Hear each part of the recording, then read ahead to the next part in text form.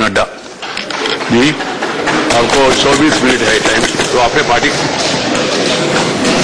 Time है मगर। सभापति जी, मैं सिटीजन्स अमेंडमेंट बिल 2019 पर इसके समर्थन में खड़ा हुआ हूं और इसके समर्थन में बोलने के लिए आज अपने विचारों को आप सबके सामने व्यक्त करना चाहता हूं। सबसे पहले तो मैं सम्माननीय प्रधानमंत्री जी को बधाई देता हूं और धन्यवाद देता हूं जिन्होंने ये इच्छा शक्ति दिखाई है और सिटीजन्स अमेंडमेंट बिल 2019 को लोकसभा में पहले पेश किया गया और आज राज्यसभा में चर्चा के लिए आया है। I also want to congratulate the Home Minister, who is the architect of this Citizen Amendment Bill 2019, और जो इसके वो सूत्रधार हैं, उन्होंने बहुत ही बारीकियों से सारी बातों को समझते हुए इस बिल के अंदर समावेश करते हुए देश के अंदर जो लंबे समय से एक अन्याय के वातावरण में लाखों लोग जी रहे थे, उनको सम्मान के साथ जीने का एक रास्ता देने का प्रयास किया है। इसके लिए मैं आदरणीय गृह मंत्री जी को भी बधाई देता हूं और उनका धन्यवाद करता हूं कि वो सिटीजन अमेंडमेंट बिल लेकर आए। अभी मैं आनंद शर्मा जी का विद्वतापूर्ण वक्तव्य सुन रहा था। उनका भाषण विद्वतापूर्ण था और अक्सर वकीलों के पास जब आर्गुमेंट की कमी होती है तो वह अपने विद्वता का प्रदर्शन करते हुए कई आर्गुमेंट्स ले आते हैं जिसका मूल से संबंध कम होता है।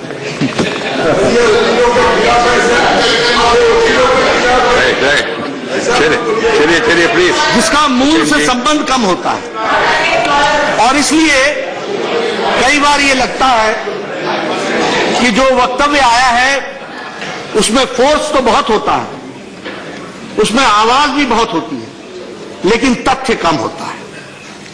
मैं रिकॉर्ड को स्ट्रेट करना चाहता हूं और रिकॉर्ड स्ट्रेट ये करना चाहता हूं कि हम कभी गांधी जी की बात करें, कभी सावरकर जी की बात करें, कभी हम किसी की बात करें, वो करना ठीक है, वो करना ठीक है, लेकिन आज जिस सिटीजन अमेंडमेंट बिल के बारे में हम बात कर रहे हैं उसका आधार सिर्फ एक है कि अफगानिस्तान, बांग्लादेश और पाकिस्तान में जिस माइनॉरिटी को रिलीजियस प्रोसिक्यूशन हुआ है, प्रताड़ना हुई है और वो लोग भारत में शरण लिए हैं या शरण लेना चाहते हैं, उनको सिटीजनशिप राइट देने का अधिकार देने का काम है। यह मूल बात है। This is the essence of this bill. This is the essence of the bill. और हम एसेंस से इधर उधर जाएं तो शायद हम रास्ते से भटक जाएंगे और जो हमारा उद्देश्य है उसको हम पूरा नहीं कर सकेंगे। मैं यह भी कहना चाहता हूं कि यह समस्या आज की नहीं है। यह समस्या उसी समय शुरू हो गई थी जब आजादी हमें मिली और आजादी के साथ साथ देश का विभाजन हुआ। और देश का जब विभाजन हुआ तो यह स्पष्ट था कि वह धर्म के आधार पर विभाजन हुआ। अब इसको हमें we can't miss words. This may be uncomfortable but we will have to venture on it.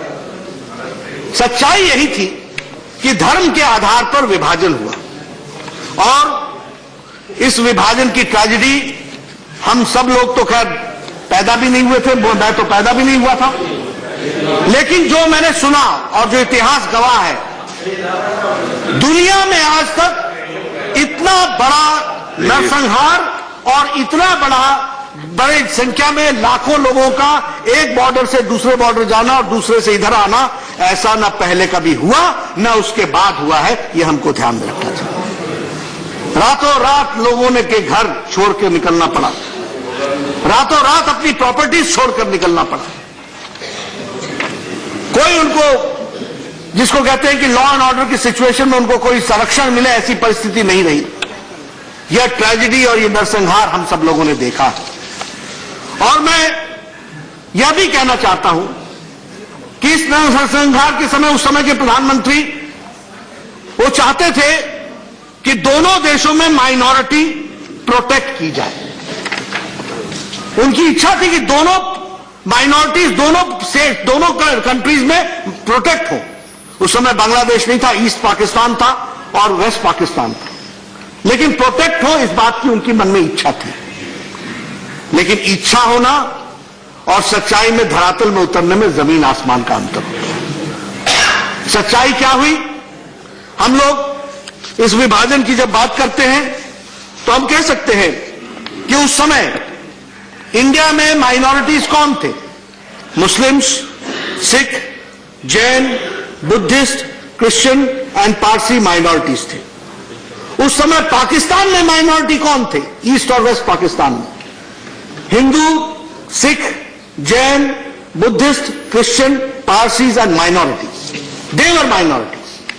यह स्पष्ट था। मैं इसकी क्लैरिटी इसलिए कर रहा हूं कि जो हम हिंदू मुस्लिम की बात करते हैं, we should be clear that Hindu were Christian, Parsis and minorities, they were minorities. यह स्पष्ट था। मैं इसकी क्लैरिटी इसलिए कर रहा हूं कि जो हम हिंदू मुस्लिम की बात करते हैं, we should be clear that Hindu was majority in India and Hindu was in minority in Pakistan. This we should be very clear. We should be very clear that Muslims were majority in Pakistan and in minority in Hindustan, in India. This we should be very clear. और इसलिए जब आप religious आधार की बात करते हैं, इसलिए जब आप रिलीजियस आधार की बात करते हैं, कोई बैठ के बोले माइनॉरिटी बाद में उनको मौका नहीं मिलेगा। नाम है तो भी पार्टी दी तो भी मैं मौका नहीं दूंगा। जहां माइनॉरिटी होते हैं, जहां पर एक समाज माइनॉरिटी होता है, वह दूसरे देश में मेजॉरिटी होता है, और दूसरे देश में जहां माइनॉरिटी होता है, वो इस देश में मेजॉरिटी होता है। और इसी बात को ध्यान में रखते हुए जवाहरलाल नेहरू और लियाकत अली खान का पैक्ट हुआ था, जिसको नेहरू लियाकत पैक्ट कहते हैं। और इस पैक्ट के तहत इस बात की चिंता की गई थी कि दोनों ही जगहों पर माइनॉरिटीज की चिंता की जाए और माइनॉरिटीज को संभाल करके रखा जाए और उनकी जनता की हिफाजत की जाए। This was Nehru Liaquat Ali pact, और इसके तहत यह कार्य हुआ था। लेकिन ऐसा हुआ नहीं, और ऐसा हुआ नहीं, वो धर्म के आधार पर विभाजन तो हुआ, लेकिन यह एकॉर्ड जो था ये पेपरों में रह गया और कागजों में रह गया, सच्चाई में नहीं रहा। हमको यह भी मालूम है कि 1950 में जब इंडिया ने अपना संविधान अडॉप्ट किया और उसको लागू किया, तो हमने कहा we the socialist secular republic of India. हमने सेक्युलर होना तय किया, धर्मनिरपेक्ष देश बनाया भारत को। लेकिन पाकिस्तान ने इस्लामिक नेशन पाकिस्तान को घोषित किया, यह हमको मालूम होना चाहिए। थियोक्रेटिक स्टेट बनाई और वहां का रिलीजन कॉन्स्टिट्यूशनली इस्लाम तय हो गया, और उसके दृष्टि को ध्यान में रख करके उन्होंने आगे बढ़ाने का प्रयास किया। और यह बात हम आज नहीं कह रहे हैं, हम जनसंघ के दिनों से कह रहे हैं। मैं 1970 का एक अपना रेजोल्यूशन जनसंघ का आपके सामने उद्धृत करना चाहता हूं, भारतीय जनसंघ का, जो उस समय की विभत्स परिस्थितियों के बारे में भी इंगित करता है और अपने आंकड़ों के बारे में भी इंगित करता है कि वहां की परिस्थिति क्या रही। मैं कोट करता हूं, भारत के लिए गर्व का विषय है कि उसने अपने वचन और अल्पसंख्यक मुसलमानों की पूरी तरह रक्षा की है तथा उन्हें बराबरी के अधिकार दिए हैं। भारत में मुसलमानों की तेजी से बढ़ती जनसंख्या इस बात की साक्षी है कि 1961 की जनगणना के अनुसार यह जनसंख्या 5 करोड़ थी, जो अब 6 करोड़ से आगे बढ़ गई है। पाकिस्तान में भी जनसंख्या वृद्धि की गति भारत के समान ही है, लेकिन पाकिस्तान ने भी यदि अल्पसंख्यकों की सुरक्षा के लिए दिए गए आश्वासन का समादर किया होता तो 1961 की जनगणना में अल्पसंख्यकों की संख्या 2.5 करोड़ होनी चाहिए थी, परंतु अल्पसंख्यकों की संख्या घट करके मात्र 90 लाख रह गई है। इन 20 वर्षों में 1 करोड़ अल्पसंख्यक के मारे जाने तथा उनके विस्थापन के उदाहरण इतिहास में नहीं मिलेगा। यह हमारा रेजोल्यूशन 1970 का है और वहां की अल्पसंख्यक की संख्या घट गई, यह हमको ध्यान में रखना चाहिए। आज अगर हम बात करें, इन 1947 पाकिस्तान में माइनॉरिटीज में 23%, and in 2017 the minorities are 2.3%. This is Pakistan. This is Pakistan, and this is what we have to understand. हम इधर उधर की बात न करें, हम मूल पर आए, और मूल यही है जिसको मैं कह रहा हूं. In 1951, minorities in India were 9.8%, and in 2018, minorities in India are 14.23%. पूरे जीने का अधिकार जो मिला है वो भारत में मिला है, और यहां पर फले फूले हैं माइनॉरिटीज, और ये हमारी बुलंदी है जिसको हम आपके सामने कहना चाहते हैं. हमने सबको बराबर देखा है और सबको बराबर समझने का प्रयास किया है. मुझे एक बात पर वहां से मैं जब देखता हूं तो Galaxy of leaders, Galaxy of lawyers और हर एक तरीके के विद्वान लोग वहां बैठे हैं. कई बार स्थिति ऐसी आती है कि हम समझते नहीं हैं, लेकिन ज्यादातर स्थिति राजनीति में ऐसी आती है कि हम समझना चाहते नहीं. यहां आप समझना चाह नहीं रहे. आप you are bringing article 14 of the Indian Constitution. You are bringing right to equality. It has got nothing to do with right to equality. Bharat के किसी भी नागरिक की इक्वालिटी पर जरा भी आंच नहीं आ रही है इस सिटीजन बिल से. इसको हमको समझना चाहिए. It is very clear. साफ शब्दों में है, कहीं राइट टू इक्वालिटी को कोई असर नहीं कर रहा. ये बेचारे बाहर से आए हुए, और मैं हेल्थ मिनिस्टर था. आप लोगों में से मैं नहीं जानता कि आप लोगों ने कितने लोगों को देखा है जो पाकिस्तान से परसिक्यूट होकर के रिलीजियसली यहां आए हैं. आइए मेरे साथ इंदौर चलिए. आइए आप कच्छ के बॉर्डर्स पर चलिए. आइए आपको हम दिखाते हैं अपने अपने वेस्ट बंगाल की तरफ. आप देखेंगे डॉक्टर्स वहां से पास कर चुके हैं, but they are not allowed to practice in India because they do not have the citizenship right. कहां जाए वो? उन्होंने मेडिकल पास किया है. मैं हेल्थ मिनिस्टर था, मैं लाचार था क्योंकि कानून हमको बाध्य कर रहा था कि हमको प्रैक्टिस की परमिशन नहीं दे पाते थे. अब क्या वो यहां मेडिकल की पढ़ाई करेंगे? उम्र 54 साल, उम्र 55 साल, रिलीजियसली परसिक्यूट हो गए. आप उनके हालात देखिए जाकर के. अगर आप लोगों में से एक भी नेता उनके हालात को देखेगा, वो तुरंत इस अमेंडमेंट बिल पर मुहर लगाएगा. ये बात मैं आपको कहना चाहता हूं. वो तुरंत मुहर लगाएगा. मैं बहुत से फैक्ट्स ला सकता हूं. अब मैं अफगानिस्तान की बात करता हूं. मेरा ये नहीं है, मैं कुछ आपके सामने उद्धृत करूंगा जो रिपोर्टिंग हुई है. न्यूयॉर्क टाइम्स 20 जनवरी 2002 को कहता है, every Sunday in the late afternoon the Sikhs and Hindus of Kabul, those who are left, traverse a circuit of sorrow. Like family members visiting a grave, they go to their ruined houses of worship, stopping to pray at each one. The temples were on one front line during the fractional fighting that devastated Kabul in early 90s. Only 2 survived intact. The temples once held large crowds of worshippers, but the Sikhs and Hindus population in Afghanistan has reduced over the last decade from 50,000 in early 1990s to 2,000 in fewer today in cities like Ghazni, Jalalabad, Kandahar. In Kabul, there are exactly 526 Sikh families and Hindus, and 46 families and 10 Hindu families. ये मेरी reporting नहीं है, ये New York times की reporting है. मैं एक और रिपोर्टिंग आपको पढ़ाना चाहता हूं. The collapse of the Soviet union, ये गार्जियन की रिपोर्टिंग है. The collapse of the Soviet backed regime had left Afghan Sikhs in a vulnerable position with their black duster headgear and their near but untrimmed beard. They stood out from the Muslim crowd and became an easily identifiable target for crime and harassment. A community of traders with business contacts stretching from Afghan cities to India, Japan and Korea, the Sikhs were perceived as wealthy, and this perception in turn made them key target of kidnapping the gangs. और उनके खिलाफ वहां पर ransom मांगने के लिए उनके कत्ल किए गए. ये इसमें रिपोर्टिंग की गई है. रॉयटर्स की रिपोर्टिंग में करना चाहता हूं. On a bright day in downtown Kabul, Jagtar Singh was in his traditional herb shop when a man turned up, drew a knife and told him to convert to Islam or he would cut to his throat. Only bystanders and shopkeepers saved his life. ये Reuters की reporting है.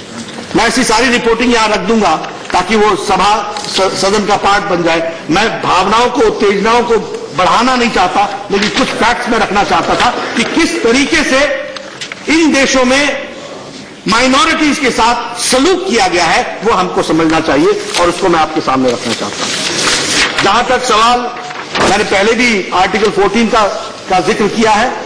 यहां पर किसी को भी, किसी के साथ भी किसी का अधिकार का हनन नहीं हो रहा है. आर्टिकल 14 यहां किसी भी आधार पर नहीं आती है.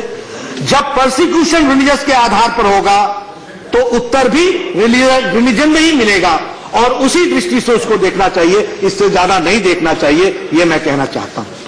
मैं आदरणीय गृह मंत्री जी को धन्यवाद देना चाहता हूं. नॉर्थ ईस्ट की बात की गई. He has held more than 100 hours session. He has met more than 150 delegations, more than 600 people. All issues have been sorted out. और बड़े स्पष्ट शब्दों में, क्योंकि देखिए देश के हित में कुछ और होता है, राजनीति के हित में कुछ और होता है. मैं चाहूंगा कि राजनीति का हित छोड़ दें और देश का हित ध्यान में रखें.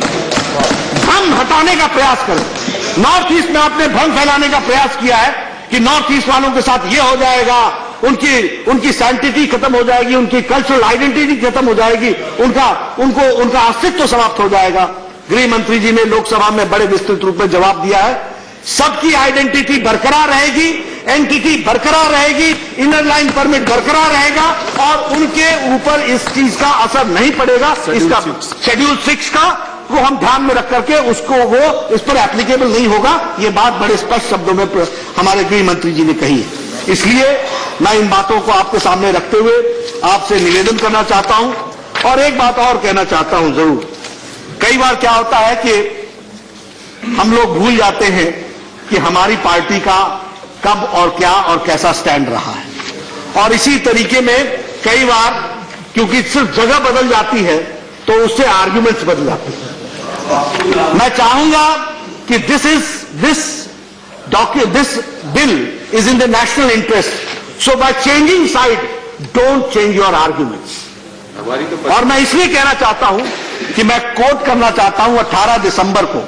आप आदरणीय मनमोहन सिंह जी का बड़ा आदर करते हैं, उनके कहे बातों को आप मानते हैं, उनके कहे हुए रास्ते पर चलने के लिए आप प्रतिबद्ध हैं. इसलिए मैं 18 दिसंबर 2003 का डॉक्टर मनमोहन सिंह जी का इसी राज्यसभा में दिया गया वक्तव्य आपके उद्धृत करके आपके ध्यान में लाना चाहता हूं. Doctor Manmohan Singh citizen amendment bill पर 18 दिसंबर को बोलते हुए उन्होंने deputy prime minister LK Advani ji से कहा, while I am on the subject, madam, उस समय मैडम चेयर पर थी, while I am on the subject, madam, I would like to say something about the treatment of refugees. After the partition of our country, the minorities in the countries like Bangladesh have faced persecution, and it is our moral obligation that if circumstances force people, these unfortunate people to seek refuge in our country, our approach in granting citizenship to these unfortunate persons should be more liberal. I sincerely hope that Honorable Deputy Prime Minister will bear this in mind in charting out the future course of action with regard to Citizenship Act. ये doctor Manmohan Singh ji ने कहा है. हम लेकर आए उनका मान, हम लेकर आए. हाँ, और हम लेकर के आए. उनकी बातों को पूरा करते हुए आज हम इस बिल को लेकर के आए हैं और इसका समर्थन. मैं अंत में सिर्फ एक ही बात कहना चाहूंगा, उनके बताए रास्ते पर हम चलते हुए हम उसको पूरा कर रहे हैं. वो आप पूरा नहीं कर पाए, वो अपने कार्यकाल में भी पूरा नहीं कर पाए, उसको हम पूरा कर रहे हैं. ये हम आपको बताना चाहते हैं. इसलिए मैं एक बात अंत में कहूंगा, in democracy we agree to disagree, but we should not always disagree to agree. We should agree sometimes. This bill is not in interest of any particular political party. This is not in interest of any particular region. This is the call of the nation. And this bill is in the interest of the nation. और भारत हमेशा इसने साबित किया है कि मानवता के आधार पर हमेशा हमने सब लोगों को आगे बढ़ाया है। और आज मैं अपील करूंगा कि आपकी विद्वता की हम तारीफ करते हैं, उसके प्रति हम नतमस्तक होते हैं, पर मूल को ध्यान में रखो। और मूल सिटीजन अमेंडमेंट बिल में यही है कि जो अफगानिस्तान, पाकिस्तान और बांग्लादेश से जो माइनॉरिटी वहां से रिलीजियस आधार पर प्रोसिक्यूट हुई है, उनको भारत में सिटीजनशिप दिया जाए और देने का हम समर्थन करते हैं। इन्हीं शब्दों के साथ धन्यवाद।